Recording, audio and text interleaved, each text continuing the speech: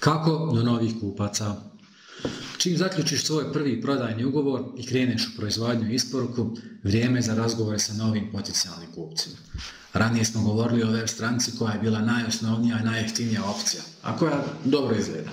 Sad je vrijeme da osvježiš web stranicu sa informacijama o tvom prvom klijentu i eventualno dobiješ neki testimonial, to jest neku zadovoljnu izjavu tvojeg kupca o kvaliteti tvojeg proizvoda, usluzi, isporuci i slično. Znači moraš se malo i pohvaliti.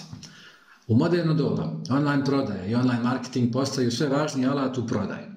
Zato je važno da ovo dobro savladaš. Raspitaj se malo, vidi šta je to SEO ili SEO strategija, jer pažljivim biranjem riječi na stranici i opisima za pretraživače možeš napraviti ogromnu razliku u broju posjeta tvojoj stranici. Nastavi održavati svoj profil na pik.ba i nastavi zvati kupce da ih pitaš kako im se dopao proizvod, šta to može bolje i tako dalje.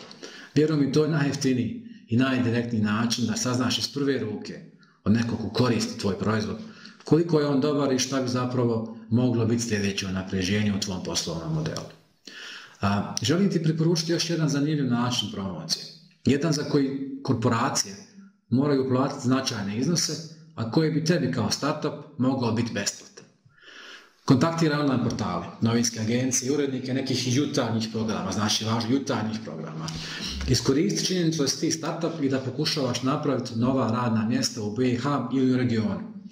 Naravno, opet kao i inače, većina njih ti se neće javiti, neće ti odgovoriti, ali neki sigurno hoće. Iz perspektive novinara, kad se stavite u njihovu poziciju, pogotovo ovi jutarnji programu, na primjer, oni moraju svaki dan imati interesantne priče. A priča startupa, posebno mlade osobe, je jako zanimljiva. Jednom kad odeš na razgovor, budi svjestan da će novinar tražiti neki zanimljiv socijalni ugao, jer oni u principu ne žele besplatno promovisati neki biznis. Pripremi neki detalj od priču, kako si došla na ideju, koji su bili osnovni problemi i sl. Ovo ti ne bi trebalo biti teško ako si društveni, to jest impact business.